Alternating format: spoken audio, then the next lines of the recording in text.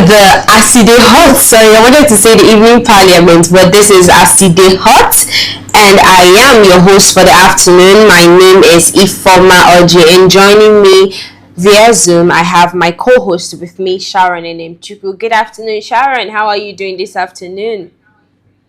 Very well. Good afternoon. How Good. are you all doing in the studio? We're great. We're great. I can't see your video, but I know you look amazing as usual.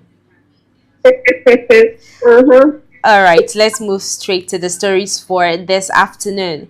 Now, following the recent Christmas gift from the President of the United States of America, Donald Trump's airstrike in Nigeria's northwest, local leaders are raising the alarm that terrorists are relocating after recent U.S. airstrike carried out in cooperation with Nigerian security forces. Now, the airstrike reportedly targeted terrorist camps linked to Islamic State affiliates, while officials described the operation as successful. Reports suggest that fighters have dispersed into nearby forests and communities to avoid further attacks. Now, this development highlights a familiar challenge in counter-terrorism. The air power can disrupt, but it rarely eliminates threats on its own. Residents now fear that the relocation of militants could shift violence into new areas, putting civilians at greater risk if there is no strong ground presence to follow up. And the question, therefore, is remaining. It's not just the question, therefore, is not just whether terrorists were hit, but whether Nigerians are safer afterwards. Let's take a look at the video of the residents attesting to the terrorists fleeing from Sokoto State.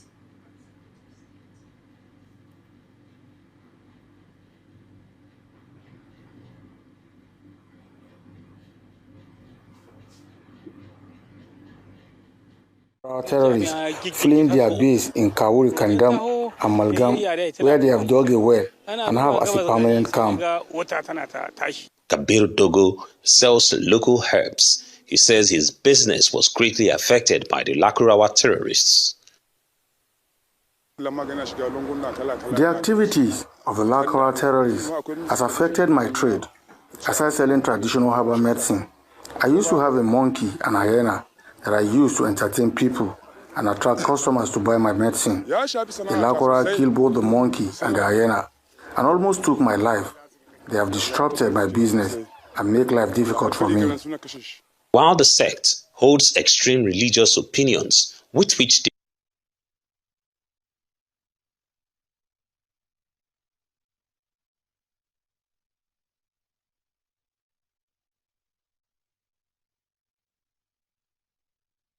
The resident confirmed that there was no loss of lives, that it just landed on an empty ground. But we're seeing now that this disrupted or destroyed some people's businesses, and this is just one out of many people that have testified their businesses being destroyed or their source of livelihoods being destroyed. Now, but let's focus right now on the flee of the terrorists. Now we're getting news now that from the residents that some of these terrorists organizations or the terrorists have fled from that current location. Is it the just around Sokoto, that they've now fled to nearby village around Benue State? And I'm just going to ask your take on that, Sharon.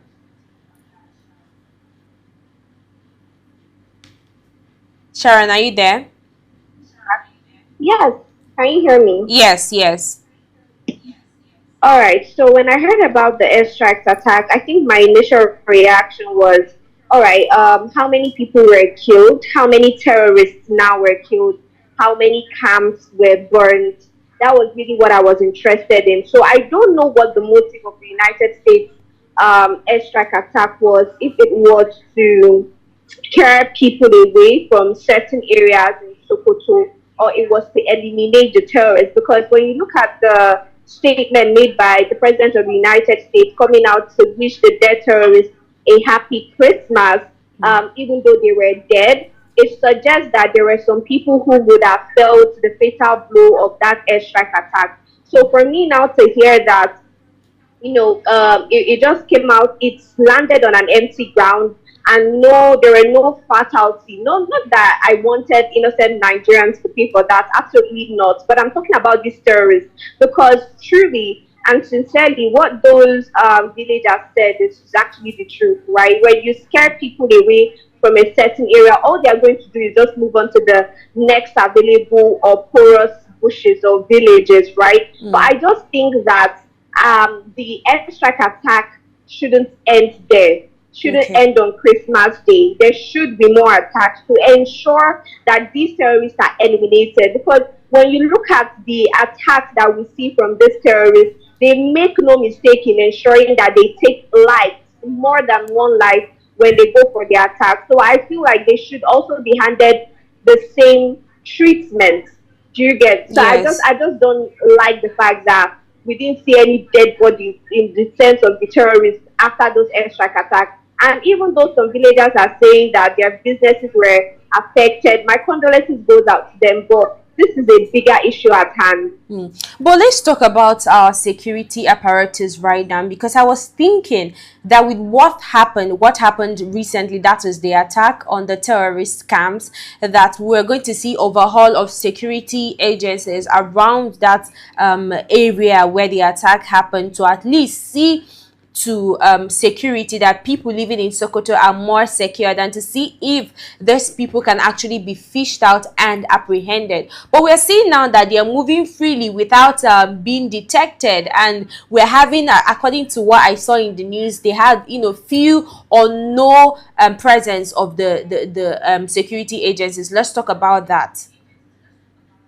It's not a new thing, honestly. Even before now, we're still struggling with the order from the president to withdraw 100,000 police officers from VIPs. We've not seen that being enforced. We've not seen that being followed through. So that is not even a surprise. When we look at the Kwara State attacks and the endless massive attacks in Kwara State, where we saw attacks every single day. Yet there were no deployments, there were no security agencies present during those attacks. When you also look at these testaments from those state governments, when they are talking about or recalling their experience, they will tell you that these attacks went on for hours without any intervention from Yeah. security agencies whatsoever. So it's not a new thing. I'm just really it's just what the image they are painting of us globally, right? Because nobody is going to take Nigeria seriously when you have issues as serious as this, and the Nigerian government is not doing as much as they should be doing to ensure that they are playing their part. Now, I don't even want to talk about what they are talking about with Turkey, because I know we are going to get into that quickly, Yeah. but still, it just shows that they are not putting in their own best effort on ground to fight insecurity as it is. All right. Now, we've seen now that the terrorists have relocated. Could you just maybe like tell us what you foresee in the future? Because I'm seeing now that most of them have fled. They fled in beats. Some of them we are seeing on bikes, fleeing around Benue State. And I'm just going to ask, how secure are other states where these people are relocating to? What are your All right, predictions? honestly, I don't know. I don't know how secure they are going to be um, because before now, I think I saw in the news. I'm not yet sure the how true those news are, but I saw a news of a Zamfara state attack. I'm also seeing some attacks as well. So it's as though they are counter attacking the United States, right? I also saw in the news where Sheikh Gumi came out to say that the Nigerian government should not seek help from the United States, and that they should seek help from neutral countries like Pakistan and the rest.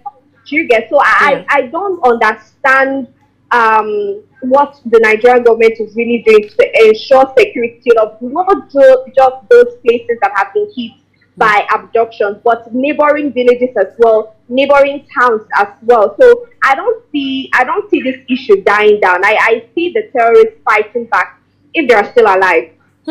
I believe they are still alive, because for them to relocate, Of they are course. definitely alive. And it's quite sad that with the whole statement from the president of US, Donald Trump, saying that the attack was sweet and the rest, we are thinking that we're going to witness a lot of people, a lot of terrorists, dead or being declared, dead.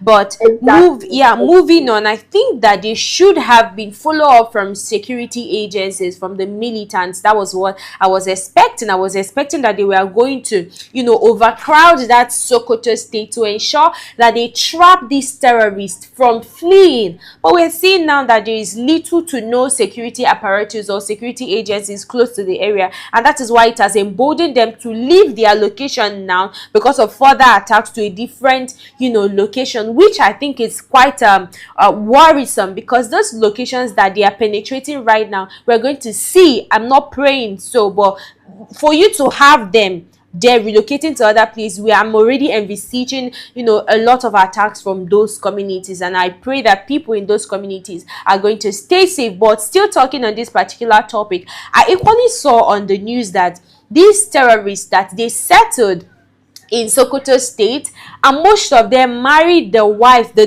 daughters of Sokoto residents. And not just that, that some of them were taking the lands of people living in that community, and not just taking lands, that some of them even built houses, some of them even, like, they settled, they made themselves very comfortable. Let's talk about how emboldened they are. Let's talk about how audacious they are to settle in people's communities without, the communities or the security agencies detecting them. All right, please, can you reiterate that? I didn't quite get that question. Okay, I said let's talk right now about how settled they are. Now, in this Sokoto state, I saw in the news some people living, some residents of Sokoto state, we are saying that these people settled in Sokoto state, in the community in Sokoto state, and most of them married their daughters, that is the daughters of the residents of Sokoto state. And not just that, they bought lands, like they have land, they built mansions in Sokoto state, and not just building mansions, that they built even boreholes, wells where they fetch water, that they were much more comfortable living in that place and terrorizing the people. Let's talk about how audacious and how worrisome it is for terrorists to settle in a community feeling at home.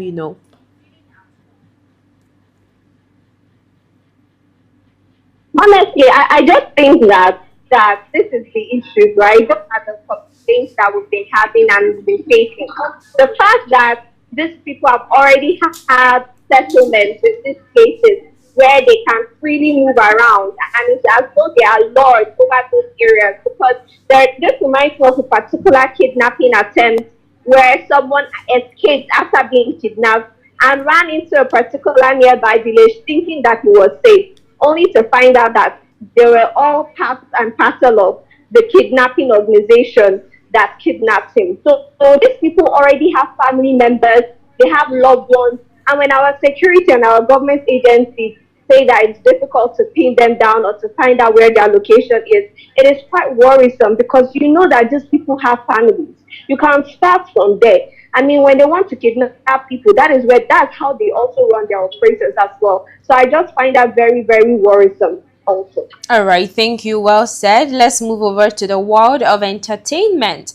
Now, a short video making the rounds on social media has sparked laughter, debate, and deeper cultural questions. Now, in a clip, a masquerade, traditionally regarded in many Nigerian cultures as a representation of ancestral spirit, was seen singing gospel song with a driver. Now, the masquerade, traditionally seen as a symbol of ancestral authority, appears more playful than powerful. For many Nigerians online, the moment is humorous, but it also reflects a shift in how traditional institutions are perceived in modern society. Less scared, more entertainment. Let's take a look.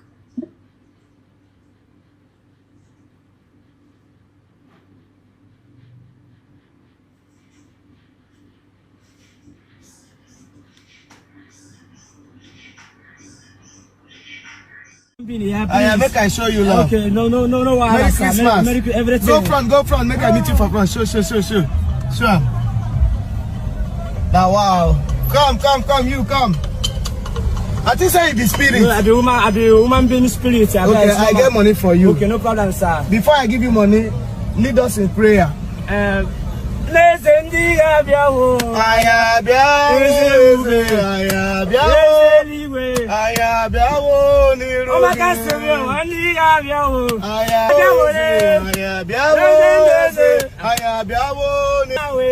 Your name is Yahweh. You are the miracle working God. Your name is Yahweh. Yeah. Sing to God. Your name is Yahweh. Snapper.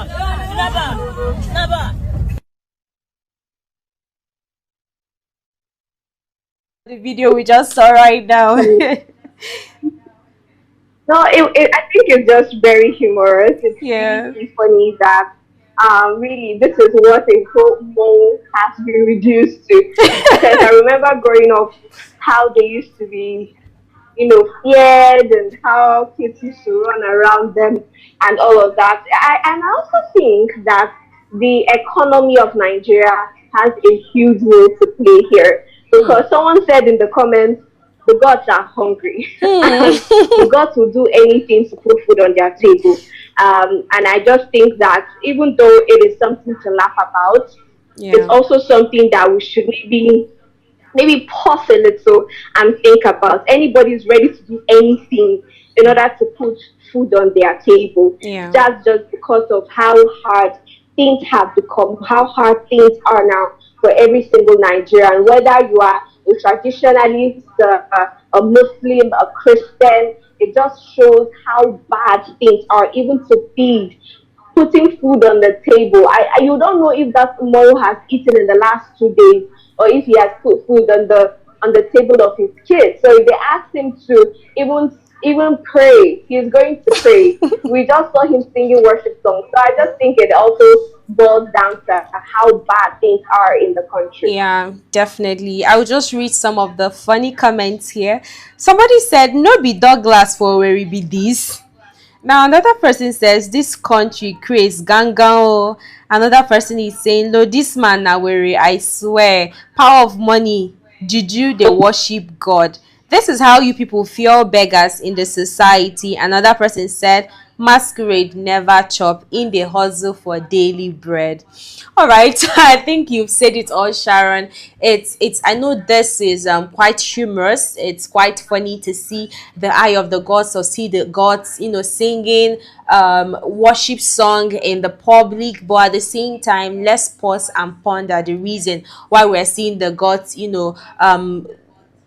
kind of trying to hustle for their daily income. Is because of how bad the economy is. People cannot even be safe and secure. People are not even certain if they will be able to feed themselves the next day or even that particular day. So that is why we are seeing a lot of beggars in the streets. That is why we are seeing the eye of the gods begging for urgent 2k. It underlines the economic problem in Nigeria, and I hope come 2026, let's just still lean on hope that this economy will be developed, or will receive, or will see more good news coming from our government as regards the economy. But this is where we're going to call it a wrap on ACD Hot right here on Active Citizens. My name is Ifoma Oji, and I did this alongside my co-host Sharon and Chuku. Thank you for watching. Till we see you tomorrow for more updates. Do have a lovely day.